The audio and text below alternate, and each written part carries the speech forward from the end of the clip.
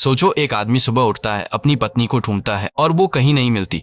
घर में सब कुछ बिखरा पड़ा है, कॉफी टेबल टूटी हुई है, फर्नीचर उल्टा सीधा पड़ा है और वो आदमी पुलिस को बुलाता है। सब लोग समझते हैं कि यह एक मिसिंग केस है, मगर असली कहानी बिल्कुल अलग है। आज हम बात करेंगे एक ऐसी फिल्म की जो तुम्हें अंदर तक हिला देगी। यह सिर्फ एक लापता पत्नी की कहानी नहीं है, यह एक ऐसी औरत की कहानी है जिसने अपनी पूरी जिंदगी एक खेल की तरह खेली। निक डन एक सुंदर थका हुआ आदमी नॉर्थ कार्थेज मिसूरी में रहता है। जुलाई 5, 2012 का दिन है। उनकी शादी की 5वीं सालगिरह। निक सुबह उठता है, अपना काम करता है और अपनी जुड़वा बहन गो के बार में जाता है। वो दोनों बुर्बों पीते हैं, बातें करते हैं। गो पूछती है, एमी ठीक है, एनिवर्सरी का प्लान क्या है? निक थोड़ा उदास सा जवाब देता है, शायद अंदर से कुछ डूबा हुआ है। दोपहर को जब निक घर वापस आता है तो आगे का दरवाजा खुला मिलता है। अंदर जाता है, एमी को आवाज लगाता है, कोई जवाब नहीं। ऊपर जाता है, बेडरूम में, ऑफिस में, हर जगह देखता है और फिर नीचे आता है, लिविंग रूम में पैर रखता है तो आंखें फटी की फटी रह जाती हैं। पूरा लिविंग रूम टूटा हुआ है, कॉफी टेबल के टुकड़े भरी है जमीन पर, फर्नीचर पलट गया है। कुछ तो हुआ है इस घर में, कुछ बुरा। निक बाहर दौड़ता है और अपने पड़ोसी वॉल्टर को बुलाता है। पुलिस आती है। डिटेक्टिव रोंडा बनी और ऑफिसर जिम गिल्पिन अंदर आते हैं। बनी एक अनुभवी जासूस है।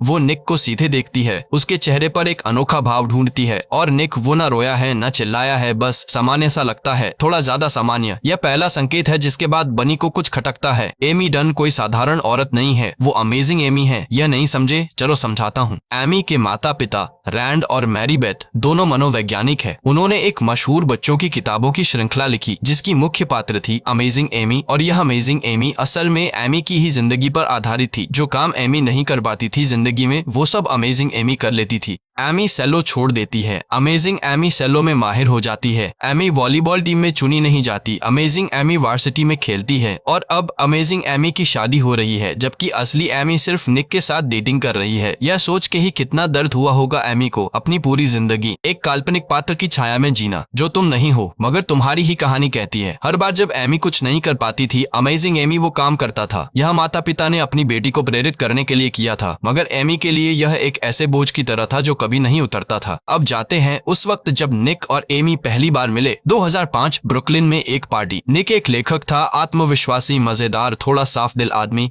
एमी वो पात्र थी जो सभी मर्द अपने सपनों में देखते हैं। वो दोनों मिले, बातें की और जब बाहर निकले तो एक बेकरी के पास से गुजरे जहां से पाउडर्ड शुगर हवाओं में बिखर रही थी। एक परी कथा जैसा पल। निक ने एमी के होठ साफ किए, फिर किस किया। आमी को लगा यह आदमी अलग है। कुछ ही वक्त बाद दोनों की प्रेम कहानी शुरू हो गई। और फिर 2007 में एक बुक लॉन्च पार्टी में निक ने एक अनोखे अंदाज में एमी को शादी का प्रस्ताव दिया। वो ज्यादा रोमांटिक नहीं था, मगर वो सच्चा था। एमी ने हाँ कह दिया और उन्होंने शादी कर ली। पहले 2-3 साल खूबसूरत थे। निक और एमी दोनों मैनहट्टन में लेखक थे। निक एक पुरुष पत्रिका के लिए लिखता था, एमी पर्सनालिटी क्विज़ेस लिखती थी। दोनों एक दूसरे के लिए सही लगते थे। कुछ लोग उन्हें देख के कहते थे कि यह वो दंपति है जो हम सब बनना चाहते हैं, मगर अंदर से दोनों के बीच दीवारें उठ रही थी। मंदी आई, निक की नौकरी चली गई, एमी के माता पिता की पब्लिशिंग कंपनी डूब गई और उन्होंने एमी के ट्रस्ट फंड से लगभग $10 लाख लिए। निक को पूछने का मौका भी नहीं मिला। आमी ने अकेले निर्णय ले लिया। निक ने मना किया, मगर आमी का जवाब था, यह मेरा पैसा था। फिर निक की माँ को कैंसर हुआ, स्टेज 4। गो ने बुलाया और निक ने तय किया कि वो मिसूरी वापस जाएंगे। आमी को पूछने की जरूरत ही कहा थी उसे। निक घर छोड़ के चला गया।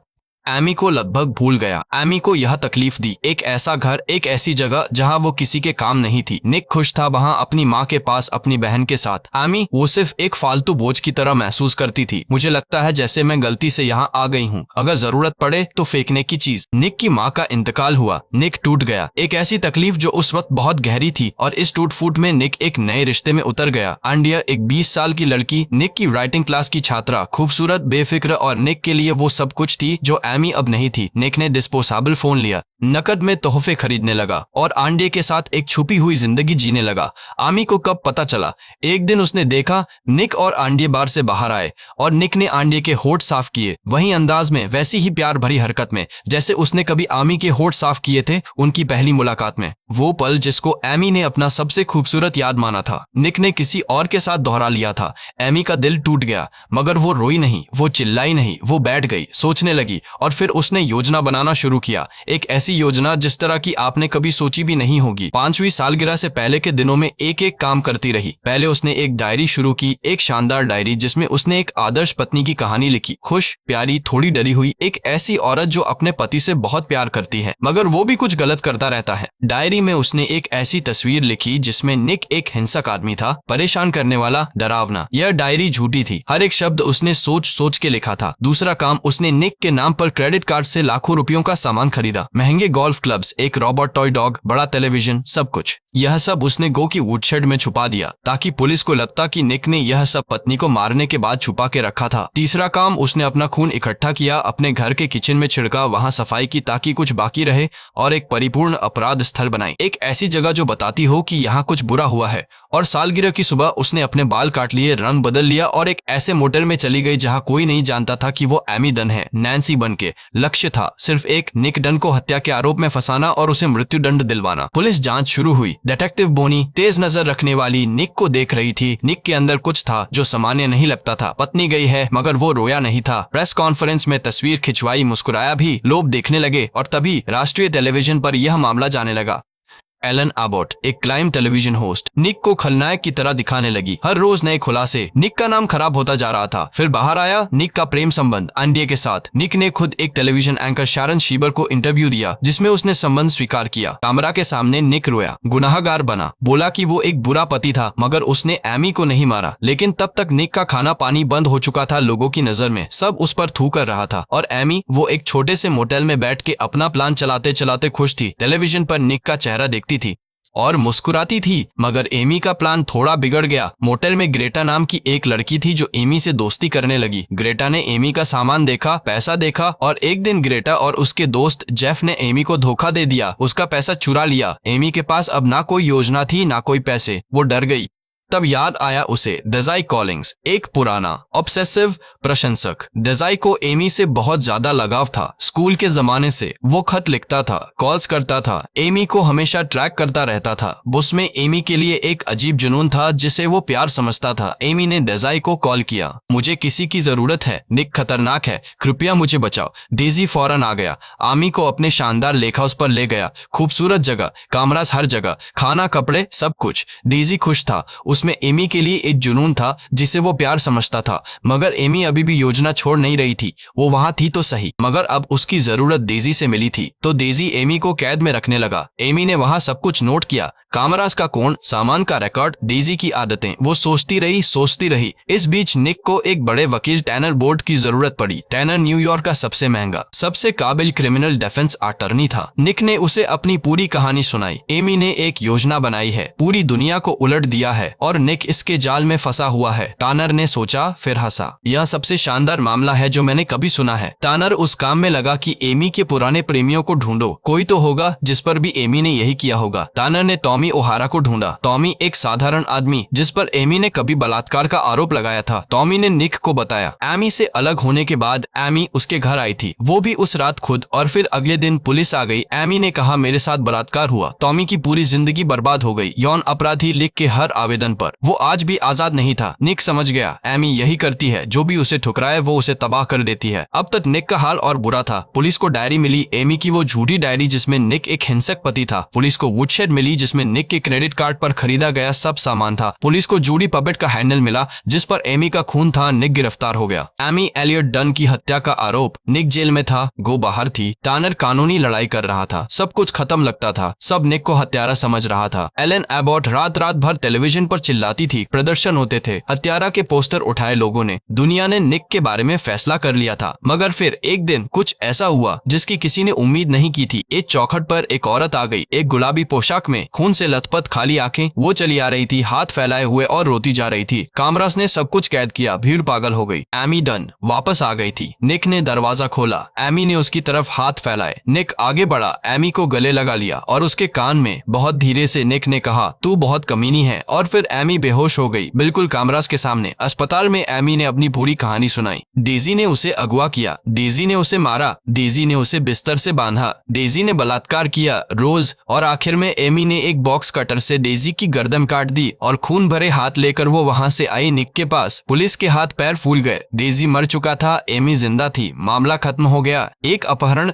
एक बचाव, एक आत्मरक्षा में हत्या। मामला एफपी ने अपने हाथ में लिया। बॉनी कुछ कहना चाहती थी, कुछ नहीं लग रहा था सही, मगर उसकी कोई नहीं सुनता था। मगर निक जानता था सच। निक समझ चुका था। वो एमी के साथ शावर में था और एमी ने खुद मान लिया था, दीजी को मैंने मारा। अपहरण का पूरा दृश्य मैंने बनाया। निक ने सुना। निक के पैर जमीन से उखड़ गए। वो एमी को छोड़ना चाहता था, वो घर से भागना चाहता था, मगर एमी ने एक और चाल चली। उसने निक को बताया वो गर्भवती है। निक के बच्चे से निक को याद आया अस्पताल की एक रिपोर्ट। एमी ने क्लिनिक से निक के फ्रोजन स्पर्म का इस्तेमाल किया था। निक के बिना पूछे, निक के बिना बताए। निक ने एमी का गला दबोचा। एक पल के लिए लगा यह सब खत्म हो जाएगा, मगर निक ने छोड़ दिया। वो नहीं मार सकता था उसे। और एमी ने मुस्कुराते हुए कहा, तुम भाग सकते हो एक लड़के की तरह, या रह सकते हो, अपना बच्चा पाल सकते हो, वो मर्द बन सकते हो जो तुम बनना चाहते हो। तुम्हारी मर्जी। गो रोती रही। तानर चला गया। बनी के हाथ बंद थे। निक के पास कोई रास्ता नहीं था। एक तरफ एक हत्यारी पत्नी, एक परिपूर्ण जाल, दूसरी तरफ एक बच्चा जो आने वाला था। निक रुका। निक नहीं गया। एलन अबॉट का इंटरव्यू हुआ। निक और एमी साथ बैठे थे। एमी ने घोषणा की वो गर्भवती हैं। एलन खुशी से उछल पड़ी। कामराज खुश हुए। दुनिया खुश हुई। अमेजिंग एमी और उसका पश्चाताप करने वाला पति, एक परिपूर्ण दूसरा मौका। और फिल्म का आखिरी दृश्य बहुत सादा, बहुत गहरा, बहुत तकलीफ देने वाला है। निक एमी के पीछे लेटा हुआ है। वही दृश्य जो फिल्म की शुरुआत में था। एमी का सिर एक तकिए पर। निक उसकी तरफ देख रहा है। निक की आवाज में वही सवाल गूंजते हैं जो पहले भी थे। तुम क्या सोच रही हो? तुम कैसा महसूस कर रही हो? हमने एक दूसरे के साथ क्या किया? हम आगे क्या करेंगे? और एमी धीरे धीरे पलटी और एक रहस्यमय मुस्कान दी। वो मुस्कान जो कह रही थी सब ठीक है, सब नियंत्रण में है, मेरे नियंत्रण में। फिल्म खत्म हो जाती है। यह फिल्म 2014 में आई।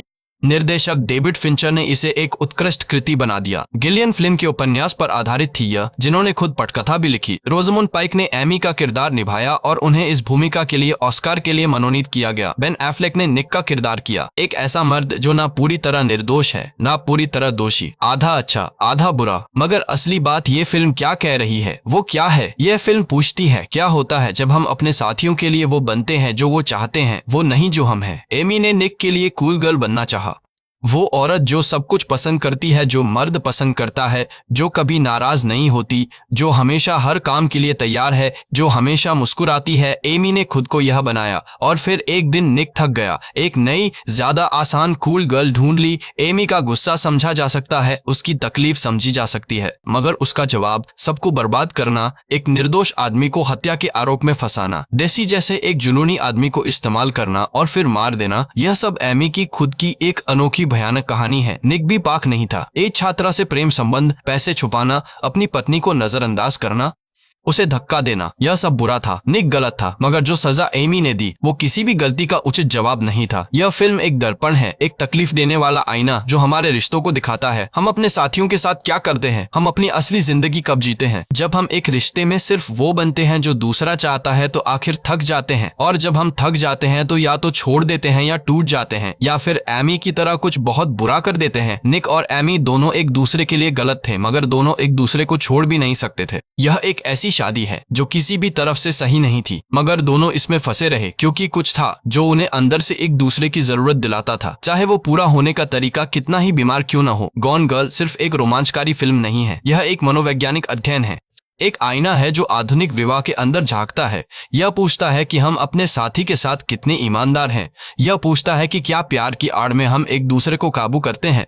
यह पूछता है कि जब रिश्ता खत्म हो जाए तो वो इंसान कितना नीचे गिरने पर मजबूर हो सकता है। आमी एक खलनायिका है, मगर एमी एक पीड़िता भी है। निक एक पीड़ित है, मगर निक भी एक खलनायक है। फिल्म का यही जादू है, कोई पूरी तरह बुरा नहीं है, कोई पूरी तरह अच्छा नहीं है, और यही असली जिंदगी भी है। एक बात और, फिल्म का आखिरी दृश्य बहुत जरूरी है। निक एमी के पीछे लेटा हुआ है, उसकी आंखें एमी के सिर पर हैं। वही स्थिति, वही दृश्य जैसे फिल्म के पहले दृश्य में था, जैसे कुछ भी नहीं बदला, जैसे वो पूरा बुरा सपना, वो 40 दिन, निक की गिरफ्तारी, डीजी की मौत, सब कुछ नहीं था, या शायद सब कुछ था, और फिर भी यह दोनों इस बिस्तर में वापस हैं। यही है निक और एमी की कहानी, यही है गॉन गर्ल। सोचो, अगर आप निक की जगह होते तो क्या करते? क्या आप रह जाते? क्या आप भाग जाते? क्या आप सच बोलते दुनिया को और एमी के खिलाफ खड़े हो जाते? और अगर आप एमी की जगह होते तो क्या आप इतनी तकलीफ के बाद भी इस तरह का बदला नहीं सोचते? यह सवाल आसान नहीं है, और गॉन गर्ल चाहती भी नहीं थी कि जवाब आसान हो। देखना, सोचना और अपने रिश्तों के बारे में एक बार जरूर सोचना।